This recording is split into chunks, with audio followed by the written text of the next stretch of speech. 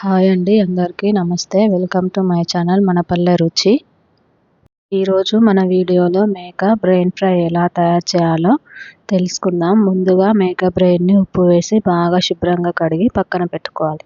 ఇప్పుడు స్టవ్ పైన కడాయి పెట్టుకొని కొద్దిగా ధనియాలు వేసుకొని బాగా కొద్దిగా కలర్ వచ్చేంత వరకు సిమ్లో పెట్టి వీటిని వేయించుకోవాలి. మనం మసాలాని ఇంట్లో తయారు చేసి వేసుకుంటే టేస్ట్ అనేది బాగా వస్తుంది. ఇప్పుడు వీటిని పక్కన పెట్టి అదే కడాయిలో కొద్దిగా సాజీరం కూడా వేసి ఇలా సిమ్లో పెట్టే కలుపుకోవాలి.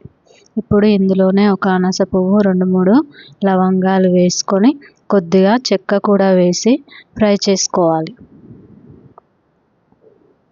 ఇవి పూర్తిగా చల్లారిన తర్వాత మిక్సీ పట్టుకొని మెత్తగా పొడిలాగా చేసుకోవాలి. ఇప్పుడు స్టవ్ పైన ఒక కడాయి పెట్టుకొని కొద్దిగా ఆయిల్ పోసుకోవాలి. ఆయిల్ కొంచెం ఎక్కువే పోసుకోవాలి. అలా అయితే మనకి బ్రెయిన్ ఫ్రై టేస్ట్ అనేది చాలా బాగుంటుంది. ఇందులోనే ఇప్పుడు ఒక బిర్యానీ ఆకు, కొద్దిగా సాజీరా,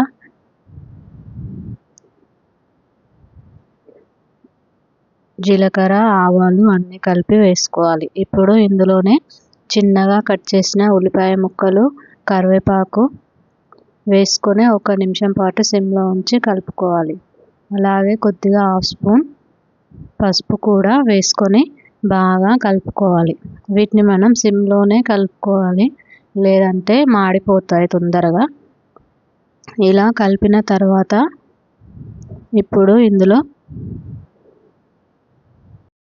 ఈ బ్రెయిన్ ఫ్రై అనేది చాలా బాగుంటుంది. ఇది కానీ చేసి పెట్టినట్లయితే పిల్లలు ఎంతో ఇష్టంగా తింటారు.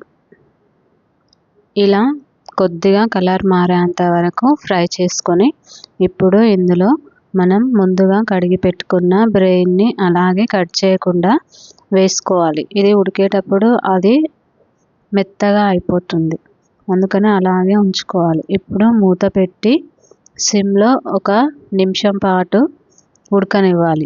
ఇలా ఉడికిన తర్వాత మూత తీసి మనం ఒకసారి దీన్ని కలుపుకోవాలి. రెండొక వైపుకి తిప్పుకోవాలి.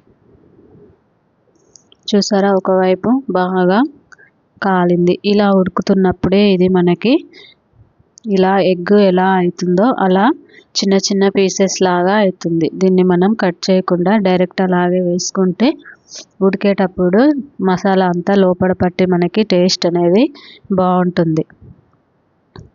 ఇలా చూసారా, ఇలా చిన్న చిన్న పీసెస్ లాగా అయిపోతుంది ఇది.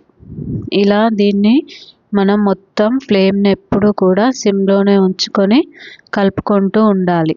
ప్యాన్కి అంటుకోకుండా ఇలా కలుపుతూ ఉండాలి. ఇప్పుడు ఇందులోనే రుచికి సరిపడా ఉప్పు, అలాగే కారం వేసుకోవాలి. కారం ఎక్కువ తినేవాళ్ళు కొంచెం ఎక్కువ వేసుకుంటే సరిపోతుంది. ఇలా మాడిపోకుండా బాగా కలుపుకోవాలి.